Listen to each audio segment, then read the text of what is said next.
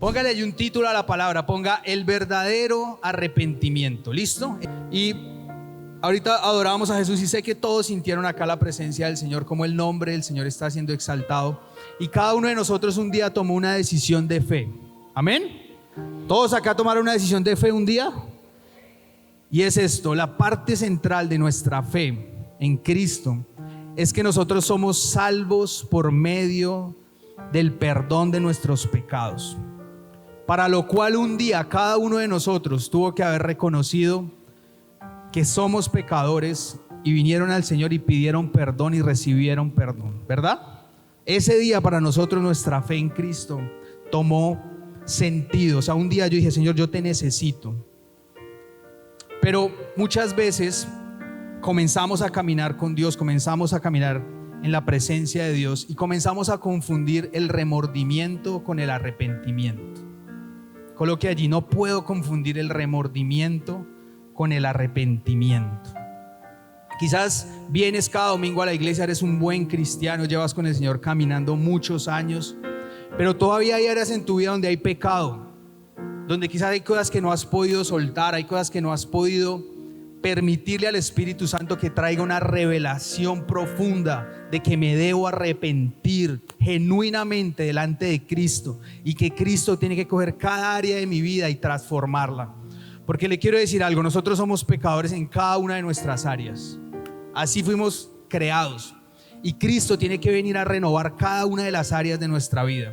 Nuestra vida financiera, nuestra vida moral, nuestra mente tiene que ser renovada. Y muchas veces durante muchos años hay personas que caminan en la iglesia manteniendo cosas en su vida y comienzan a confundir el arrepentimiento genuino con el remordimiento. ¿Saben que el Espíritu Santo trae conciencia de pecado? ¿Lo saben?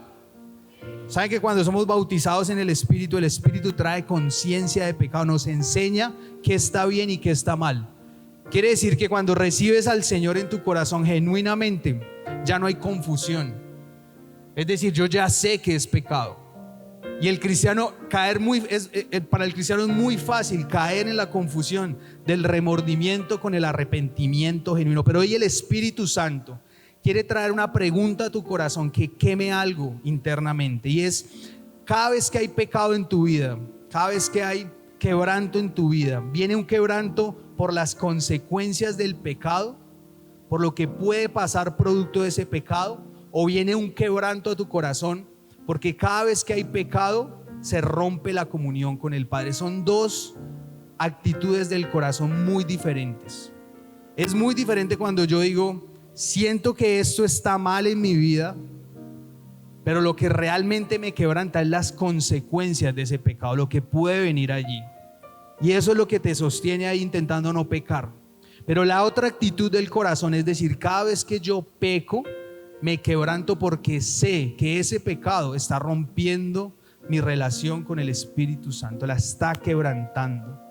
Si lo que hoy te motiva a no pecar allá afuera, a no seguir una vida como la vive cualquier persona, es el probable castigo que pueda venir a tu vida, te quiero decir algo, vas a seguir esclavo allí. Porque ni el remordimiento ni el miedo al castigo traen transformación, no cambian nada. Lo único que trae el remordimiento y el miedo al castigo es esclavitud, dolor al corazón. Pero si hoy decides que el Espíritu Santo traiga a tu vida un arrepentimiento genuino, va a comenzar un dolor por el pecado, pero ese dolor va a ser el dolor de herir el corazón de Dios. Y si permites eso en tu vida, te prometo que viene la mejor temporada de gloria, porque el arrepentimiento genuino trae un fruto que ninguna otra cosa puede traer. Trae transformación, trae vida, trae avance, trae revelación de lo que Dios quiere hacer. Hay un Salmo 51, 10, 11 que revela la actitud correcta de nuestro corazón frente al pecado. Vea lo que dijo David. Crea en mí, oró David, crea en mí, oh Dios, un corazón limpio y renueva un espíritu recto dentro de mí. Él le clamó esto: no me eches de delante de ti y no quites de mí tu santo espíritu. Devuélveme el gozo de tu salvación y espíritu noble me sustente. Es el clamor de un hombre que espiritualmente lo perdió todo. David no escribió este salmo de manera poética para que quedara bien bonito, ni lo escribió en un momento de paz en el palacio. David escribió este salmo, el hombre conforme al corazón de Dios, escribió este salmo del dolor que sentía después de haber cometido adulterio, de haber conspirado y de haber asesinado a una persona, y de haber pasado un año ocultando ese pecado.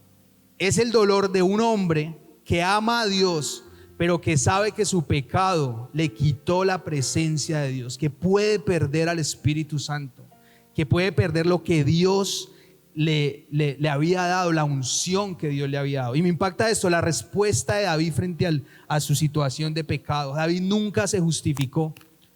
¿Sabe? David nunca culpó a Betsabé. Hubiera sido fácil decir, no, es que Betsabé fue la que vino y me tentó. La culpa es de Betsabé.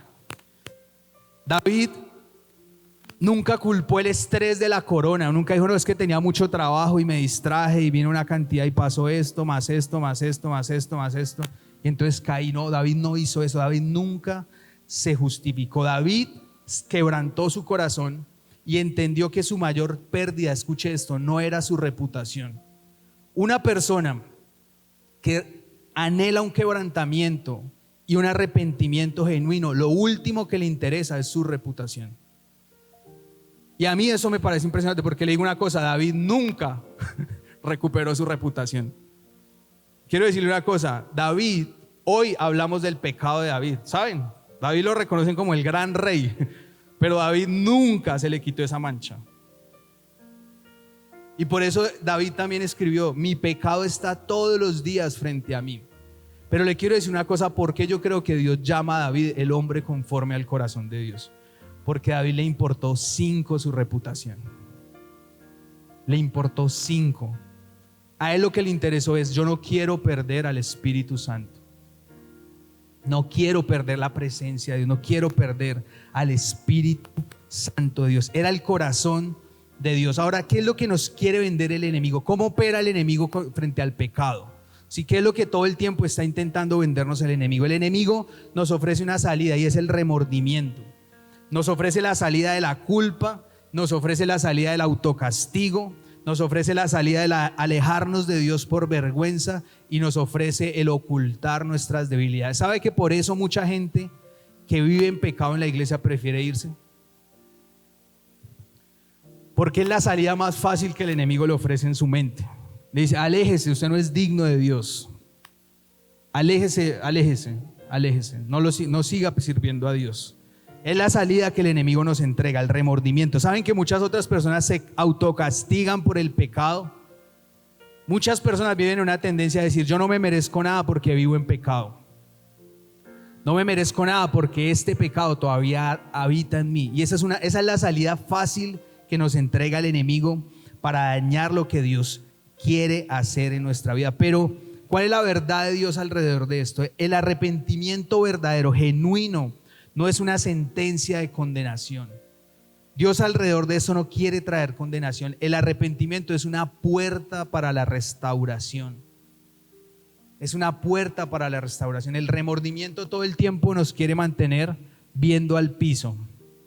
Sabes que el pecado tiene un poder muy grande, y es que el pecado es como una llaga que uno tiene y le comienza a impedir avanzar. Es como una enfermedad. ¿Saben que una persona que vive bajo enfermedad es muy difícil que sueñe? Porque su mente está ocupada en su enfermedad. ¿Sí? Su mente está ocupada en su enfermedad. Hable con alguien que está padeciendo una enfermedad y verán que es una persona que sus pensamientos están totalmente concentrados en lo que la enfermedad está generando. Y el pecado es la enfermedad espiritual, es el cáncer espiritual.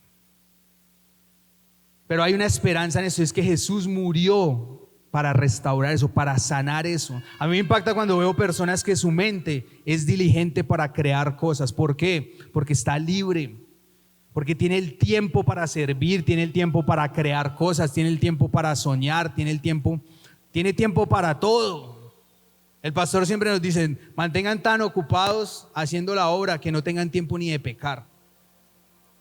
Y esa es una persona que está sana porque tiene todo el tiempo del mundo para ser productivo, para amar a Dios, para servir a Dios, para soñar. Su mente, a veces yo me quedo por ahí pensando y lo que estoy es pensando, podríamos hacer esto, me encanta que mi mente esté sana porque sé la enfermedad del pecado. Sé cuando mi mente ha estado enferma de pecado, como lo único que pienso es cómo salgo de esto. ¿Saben qué piensa un pecador? ¿Cómo hago para que no me descubran? ¿Saben qué piensa un santo? ¿Cómo hago para que Dios me use? Lo quiero decir así, ¿cómo hago para que me vean? Porque en mí hay algo que otros necesitan.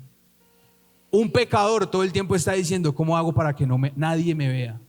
Para que no me descubran, para que no descubran que llevo una llaga acá. Un sano quiere hacerse ver y eso no está mal. Un sano quiere decir, Señor, úsame. Hay gente que necesita que los sanos se levanten a predicar. Hay enfermos que necesitan ver a alguien que fue sanado. Y alguien que está libre de llagas de pecado, lo único que quiere es decirle al Señor, úsame, úsame. Por eso muchos nos escondemos para no querer hacer grupo de conexión. ¿Sabe por qué? Porque hay cosas que no quieres que vean. Porque cuando comienzas a predicar te desnudas. Espiritualmente estás desnudo, se ve todo lo que hay. Si hay fruto se ve y si no lo hay también. Si hay heridas se perciben.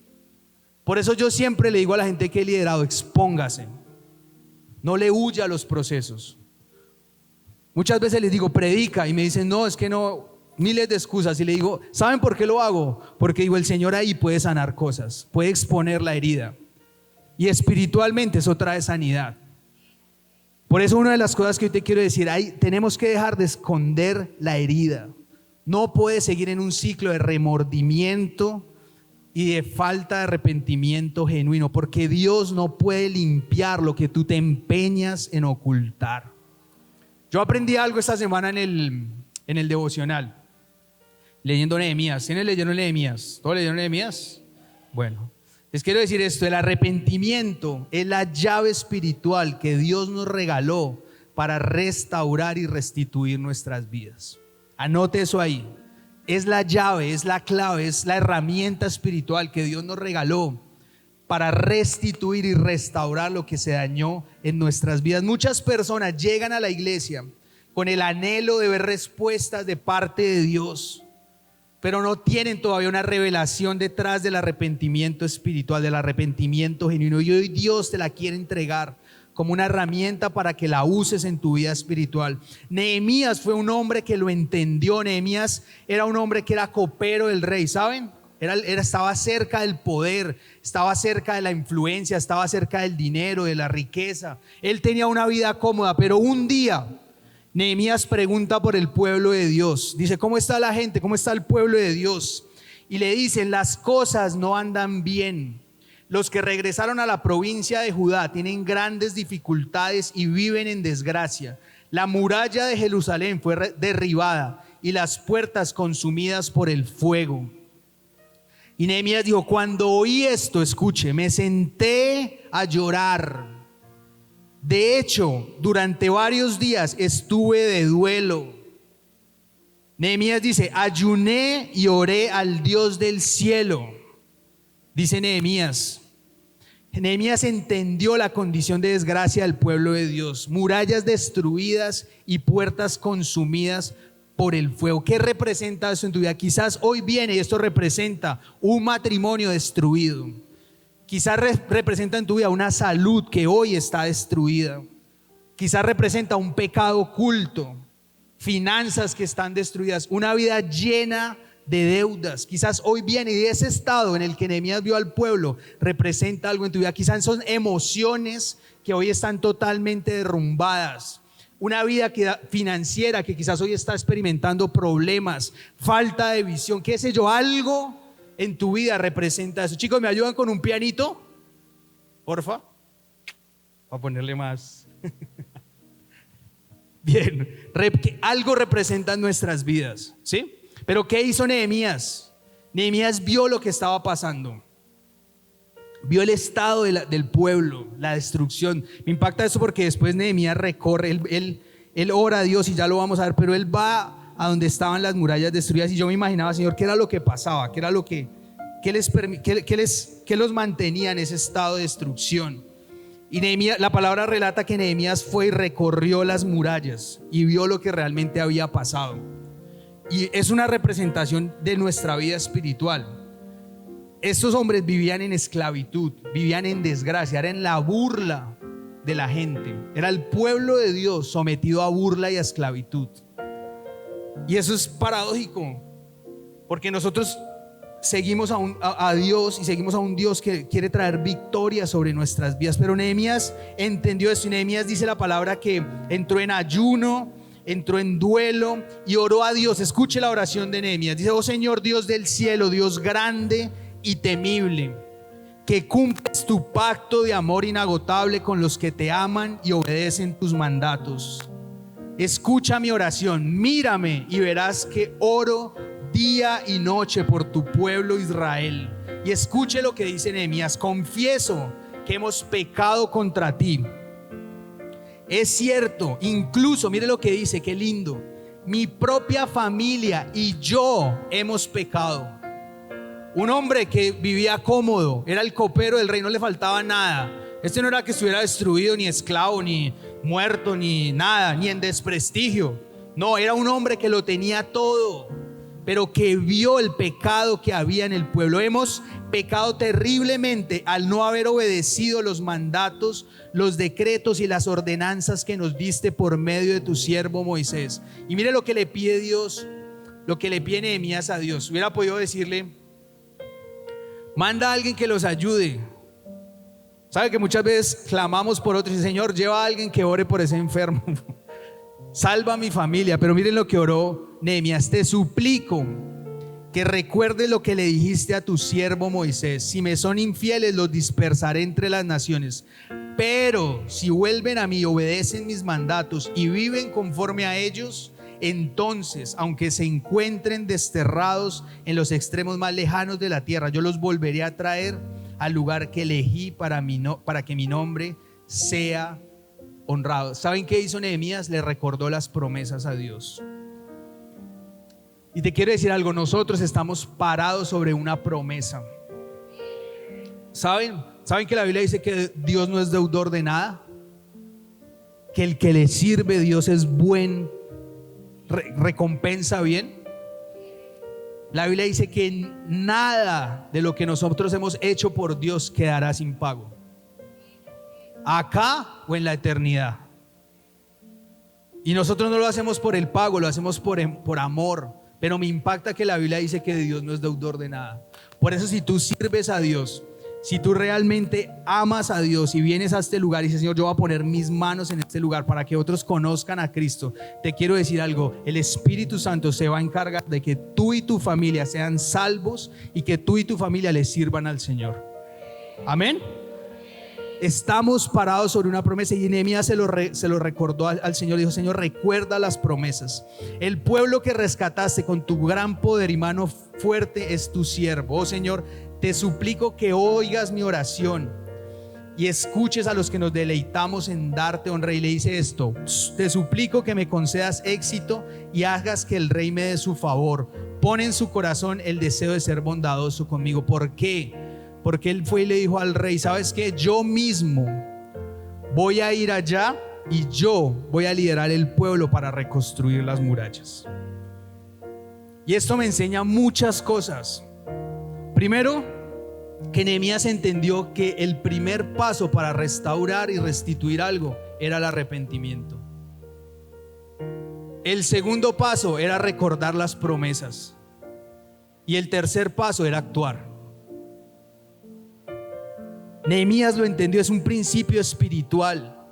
Quizás mucha gente llega a la iglesia suplicando un milagro financiero, de salud, de restauración, de un hijo que tiene perdido. Yo no sé, llegamos con necesidades, pero lo que necesitamos primero es un proceso de arrepentimiento genuino que rompa las maldiciones, y restaure y abra las puertas nuevamente de la gracia, el favor de Dios, y que comience un proceso de restauración y restitución. Y te quiero decir algo: no arranques a reconstruir áreas en tu vida, áreas que están caídas, sin antes arrepentirte genuinamente frente a Dios.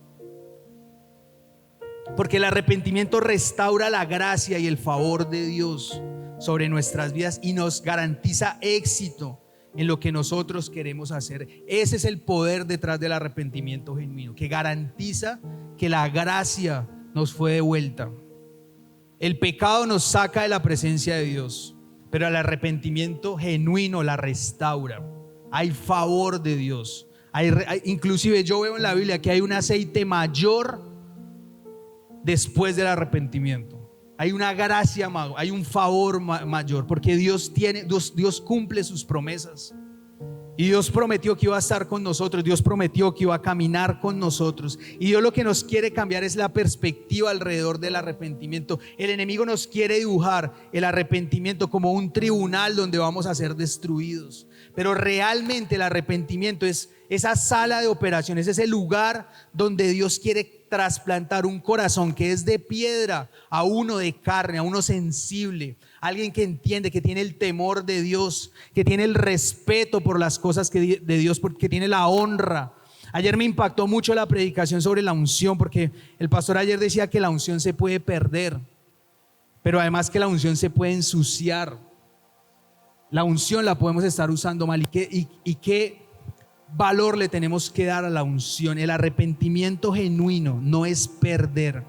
El arrepentimiento genuino es recuperar el diseño original que Dios nos dejó. Es restaurar y restituir lo que Dios puso en nosotros. Le quiero dejar 3 cosas ahí. Vamos a poner ahí. Cosa número 1, punto número 1 acerca del arrepentimiento. Primero, el arrepentimiento reconoce la verdad. Vamos a aprender qué es el proceso de arrepentimiento.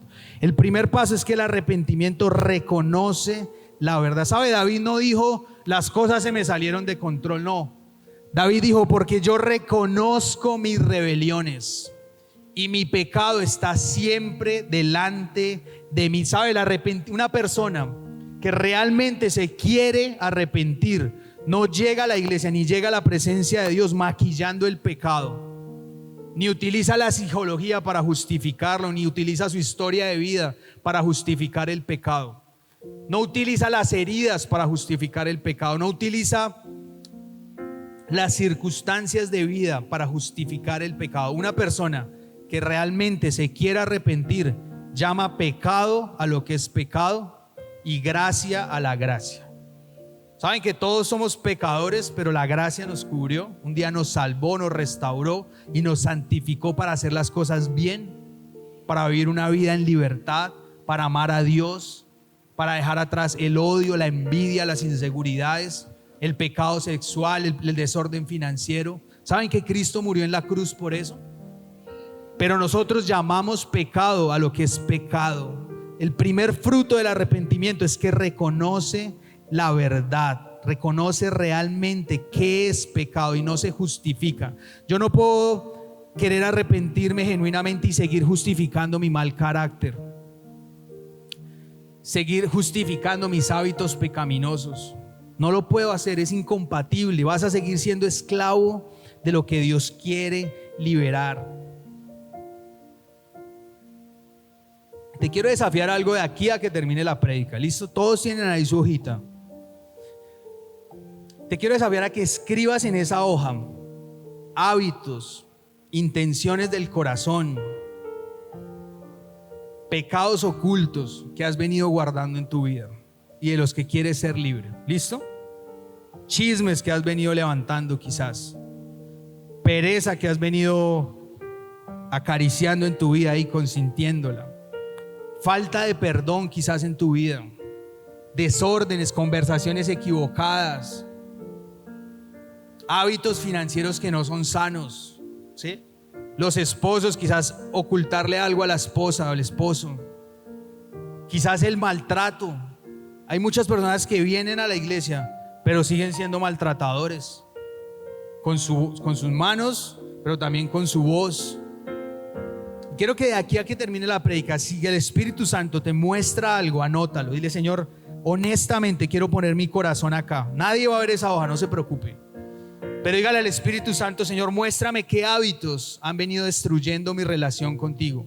Y si quiere escribir ahí, anote, dígale: Señor, oro para que el Espíritu Santo hoy me revele realmente cuáles son los hábitos. Muchos vivimos dentro de la iglesia haciendo oposición pasiva, ¿saben eso? Muchos se suben al carro después de estar en la iglesia y lo primero que dicen es comenzar a criticar todo lo que se hizo acá. No, es que esto, lo otro, allí, allí y allá. Y dile: Señor, revélame cuál es la intención de mi corazón. ¿Soy un opinador de la iglesia o soy un constructor de la iglesia? ¿Sí? Muchos escuchan predicar, pero en el fondo hay resentimientos. ¿Saben que muchos caminan en la iglesia odiando a su propio líder? Y sentidos. Yo quiero que le pongas al Espíritu Santo y dices: Señor, ayúdame a resolver esto. Yo no quiero caminar mal la iglesia así. No quiero caminar mal la iglesia así. Quiero amar el lugar donde tú me sembraste. Quiero tener un corazón y un terreno en mi corazón fértil. Cuando uno a veces cierra los ojos, uno sabe lo que hay en el corazón de uno. Uno sabe si hay resentimiento, uno sabe si hay odios, uno sabe si hay falta de perdón. Uno reconoce la envidia. Dile al Espíritu Santo: muéstrame si en mi corazón hay envidia, muéstramelo. No le tengas miedo a eso, porque la mentira del enemigo es creer que esa confrontación es destructiva, pero en realidad no es así. Esa confrontación restaura. Esa confrontación libera, sana, trae fruto, trae avance. Entonces, de aquí al final, del Espíritu Santo, muéstrame qué cosas tengo que en mi vida hoy, hábitos, palabras que quizás estoy diciendo, miradas que estoy teniendo, pensamientos que estoy codiciando. ¿Qué hay en mi mente que hoy el Espíritu Santo tiene que restaurar? Quizás puedes poner ahí: quizás sigo siendo una persona lujuriosa, sigo siendo una persona mentirosa, quizás sigo siendo una persona que se aprovecha, quizás soy un envidioso, un odioso, un chismoso, o hay una debilidad en mi vida, y ponla, y hay una debilidad con esto. Quizás con el juego, yo no sé, con palabras, con conversaciones, pero la sanidad comienza cuando termina la justificación, cuando dejo de justificarme. A mí me impacta que una persona que está encasillada en ese ciclo del remordimiento, le pido perdón a Dios, lo sirvo, peco, remordimiento. Esa persona que está encasillada en ese ciclo no está disponible para poner las manos en la obra, porque está ocupado resolviendo eso. Está ocupado ahí: ¿cómo resuelvo esta parte? ¿Cómo vuelvo y salgo de esta? ¿Cómo vuelvo a pasar a esta?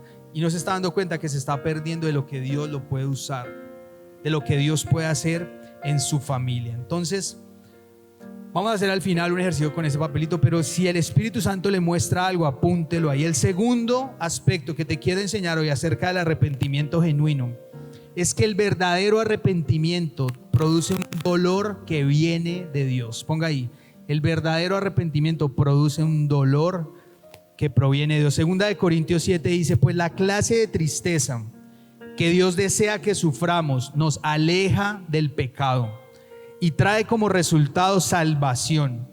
No hay que lamentarse por esta clase de tristeza.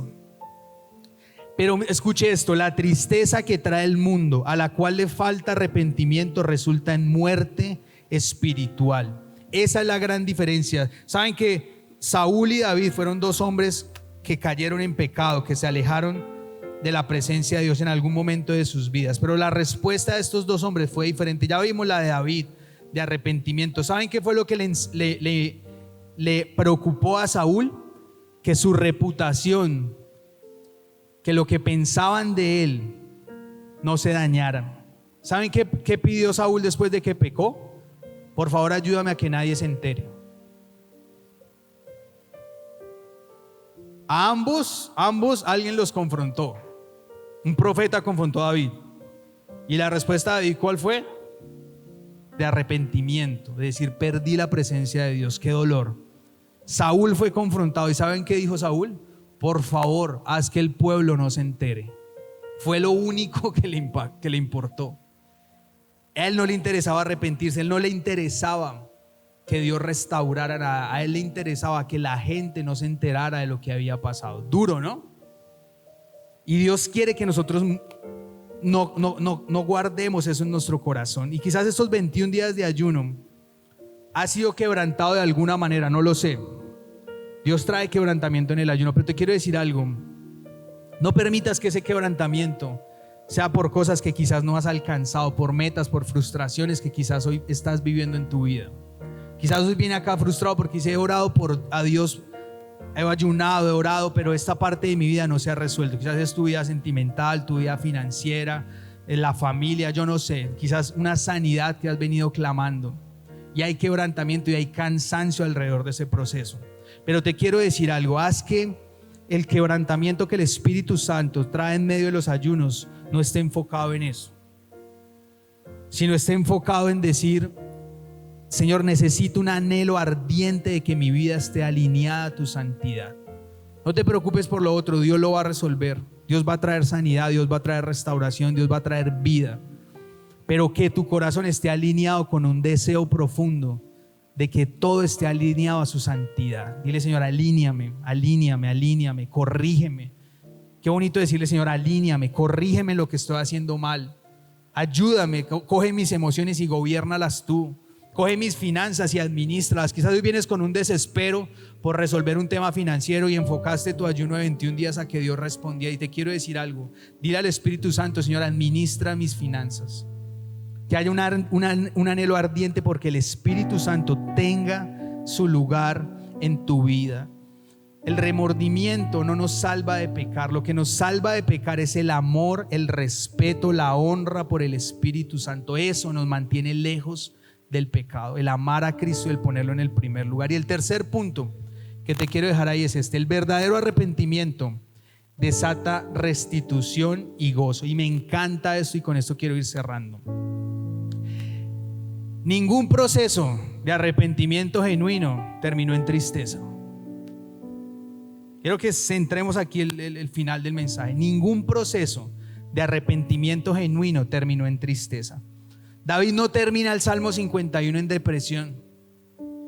David lo termina en gozo. Él dice: devuélveme el gozo de mi salvación. Cada historia que hay en la Biblia terminó en gozo. Cuando el hijo pródigo se había gastado todo, volvió donde el padre, y el padre nunca lo recibió con dolor, ni nunca lo recibió acusándolo. ¿Saben qué hizo el padre? Armó una fiesta, hubo gozo, y me impacta eso. Y la historia de Nehemías también termina así.